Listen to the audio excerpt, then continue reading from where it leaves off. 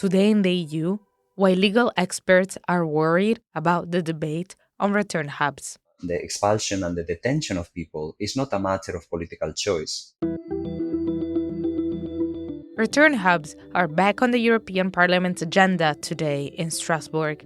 This comes right after a Rome court forced the Italian government of PM Giorgia Meloni to take back the 16 migrants it has sent to the newly set up detention center in Albania because of their age, poor health, and unsafe country of origin.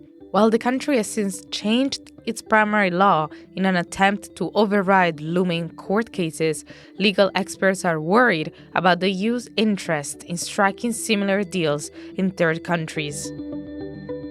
Hello and welcome. I'm your host, Giada Santana, and this is Today in the EU.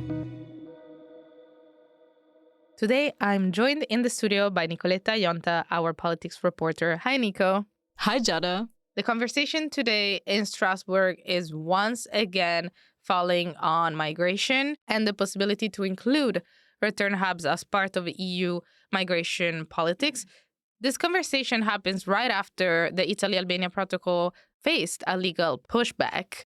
How is this going to shape negotiations today? So yes, today there is going to be a discussion at the plenary level on managing migration through fostering returns. But actually, as you said, regarding the Italy-Albania protocol, on Monday afternoon, the Greens tried to add one item to the agenda of the plenary to discuss what happened in Italy, particularly after the recent ruling by the Court of Rome that invalidated the detention of 16 people who were sent to Albania last week under, of course, the Italy-Albania migration deal. However, both the EPP and the ECR strongly opposed to this move, and of course the proposal got rejected. And besides the Greens, other parties have pushed back, starting an infringement procedure. So some MEPs from the Italian Democratic Party, that is under S&D, the Five Star Movement, and the Greens as well, basically put forward a request to the European Commission asking whether Brussels intend to open an infringement procedure against Italy regarding the Italy-Albania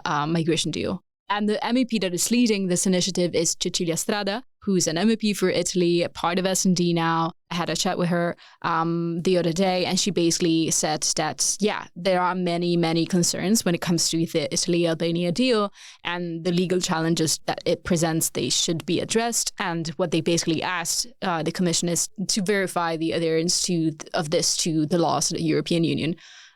Which, to her opinion, it clearly does not. That's interesting, though, because as you reported earlier this week, the Commission has already expressed itself on return hubs' legal feasibility. Well, we weren't talking necessarily about return hubs, and this happened all back in 2018. Can you tell us more about it? Yes, it is true that return hubs, they're not an innovative solution in the way that it is presented now. But I was talking to an expert.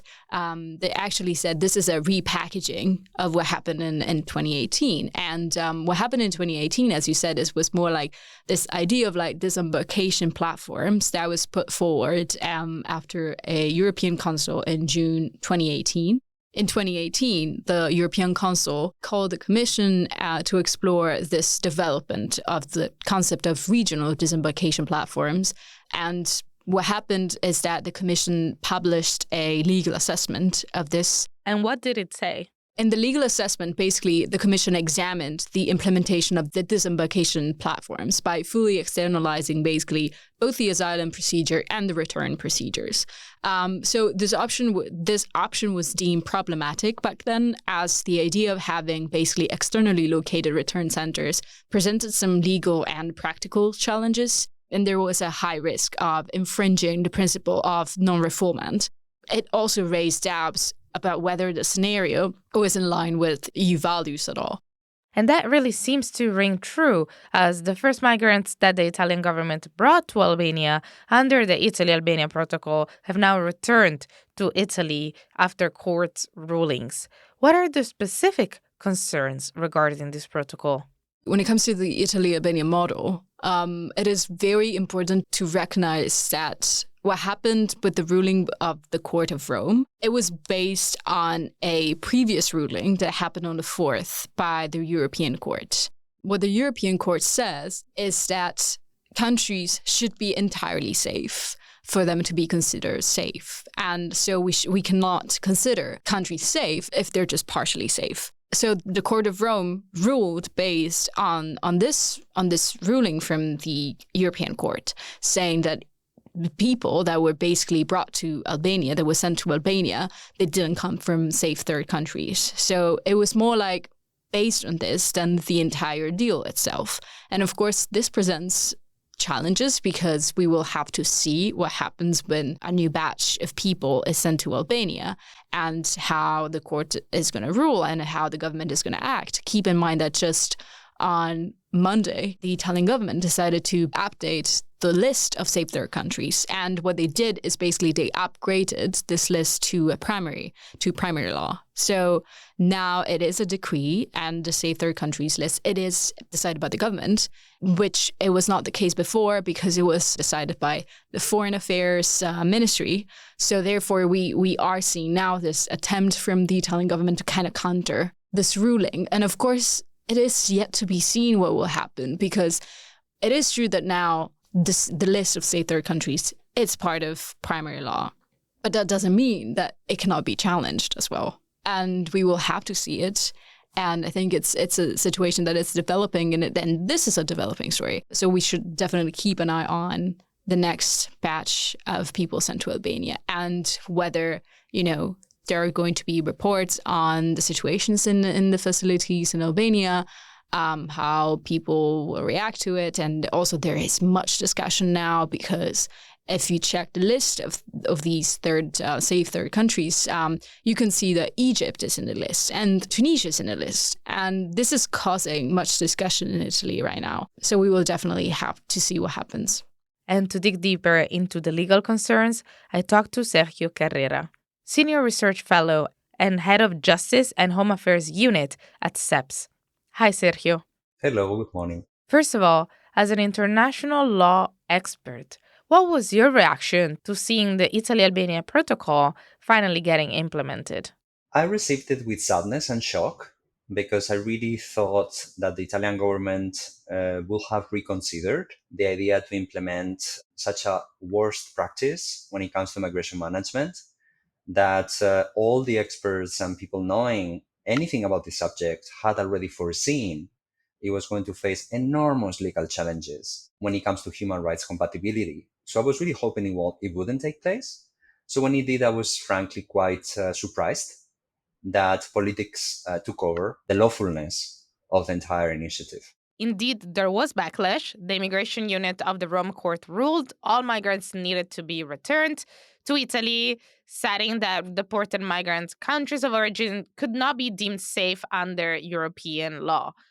Could the Italian government have predicted that? And if it did, why did it go forward with the plan regardless? Decisions of courts are not meant to be liked by politicians. In fact, they are there precisely to provide the checks and balances that are necessary for liberal democracies upholding the rule of law to function. So that gives me hope as a researcher. I think the Italian government could have foreseen the legal challenges that were coming, particularly because, let's say, the intention is to implement quick and fast expulsions. The reality is very different. We all know from the research we've done at SEPS, we know that often those expulsions are not feasible, sometimes for very good reasons, legitimate reasons. People cannot be sent back to countries of origin or transit because of legal considerations. Those people must have access to justice. People cannot be detained indefinitely. They must have access to a judge. Similarly, the framing of a country as safe is not subject only to politics. It must be reviewed, meaning a person should have the possibility to appeal, to contest that framing, and to have their case individually assessed. So, yes, it could have been foreseen. I guess, once more, the framing, I think, in a naive way, in a wrong way, of this initiative as a model for Europe is finding very quickly legality challenges before courts that could have been, of course, foreseen since the beginning. And to override these legality challenges, the Italian government just amended national law on what it deems safe countries. It removed from its list a few, namely Nigeria, Colombia, and Cameroon. However, it kept Egypt and Bangladesh. Do you think this will be enough to go on with the agreement with Tirana? No, because whatever law the Italian government passes, it must comply with international human rights law and European Union law. And most importantly, it must be compatible with the EU Charter of Fundamental Rights. So the labeling of those countries as safe does not either consider the extent to which those countries want to be labeled as safe, because what it means for those countries is that for the Italian government in this case, the intention is to be able to send back people to these regions, sometimes with no connection link whatsoever between the person to be expelled and the country involved. And this must not be forgotten that one of the key obstacles in expulsion policies is the difficulties for third countries to see any interest in cooperating with European governments in facilitating readmissions. So if there is no readmission agreement between the relevant countries, we can close the case. The case is closed because practically it's impossible to be implemented. But also, before sending anybody back, even if a country labels, for example, Egypt as safe, again, the person must be able to challenge that decision before an independent court and be provided with the opportunity to offer grounds why this should not happen, be it humanitarian grounds, be it, for example, other considerations related to vulnerability. So again, this list for me says very little. It's a political decision which has taken no consideration on what those countries think, the governments of those countries think, as to whether they are safe or not, whether they are going to cooperate or not in readmissions, but also completely dehumanizes the conversation and takes away the fact that we are talking about human beings, that their humanity must be considered, and those people must have access to justice. This is, again, not a choice by any government. No matter what political priority or migration priority, this must be ensured. It's a rule of law guarantee, in line of Italian constitution and the EU treaties. Speaking of EU treaties, this is now a EU-wide conversation. A leaked letter from von der Leyen to member states only last week suggested establishing third country return hubs as one of the possible solutions to deal with migration pressures in the Union. What does EU law say about these return hubs? And as I understand it, it seems that there are certain checks and balances in place. Could the EU override them? And if not, why are we having this conversation? Yes, that's a very good question. I mean, at the moment, EU law says nothing about it. It's been a concept that was first presented by the ministries of interior of certain EU member states, and it found its place somehow in the latest European Council meeting. And President von der Leyen also a letter to the European Council saying that the European Commission was going to explore this notion in light of the experience of the Italy and Albania protocol. Now, I find extremely problematic, frankly, that the Commission is not taking an impartial and independent role from these ministries of interior, and particularly from the Italian government, when it comes to presenting extremely problematic initiatives and proposals such as this protocol as potentially transferable to the entire European Union. Because let's be frank, even if the European Council conclusions refer to EU values in the treaties when criticizing the Russian regime, this idea actually attacks the core of the European Union values enshrined in Article 2 of the Treaty on European Union, which highlight the importance of fundamental rights, upholding fundamental rights, the rule of law in every EU policy. This is not a political choice by the European Commission. The Commission has the duty to guarantee the treaties and make sure that every legislative proposal complies with the treaties. So the European Commission should be extremely cautious at times of exploring so-called innovative solutions, which have nothing of innovative and very little of solutions based on our research. Coming back to your question, what are those return hubs? If this goes ahead, they will be detention centers. They will be places where people will be kept arbitrarily detained for lengthy periods of time because of the unfeasibility of expulsions. And again, this the law sometimes legitimately prevents people from being expelled and actually requires states to regularize those people and that those people have access to basic human rights. So that's my assessment of where we are. It seems that the Commission will again explore different options there, particularly in the revisions of the Returns Directive and the revision also of the concept of safe third country. There will be next year a revision of the concept of safe third country under the Pact on Migration and Asylum, where this connecting link between an applicant and a country may be revised. I think that will be extremely problematic too. Thank you, Sergio. Thank you. I'm Giada Santana, and this was Euractivist Today in the EU podcast. Visit Euractivist to stay on top of the latest news, sign up for our podcast newsletter, and if you haven't subscribed yet, you can find us on Spotify, Apple Podcasts, or wherever it is that you get your podcasts. Leave us a star review on Spotify, Apple Podcasts, or your favorite streaming platform. It will really help us spread the word about our work. This podcast was produced by Miriam Sánchez Tejada, Charles Cohen, and I. See you tomorrow.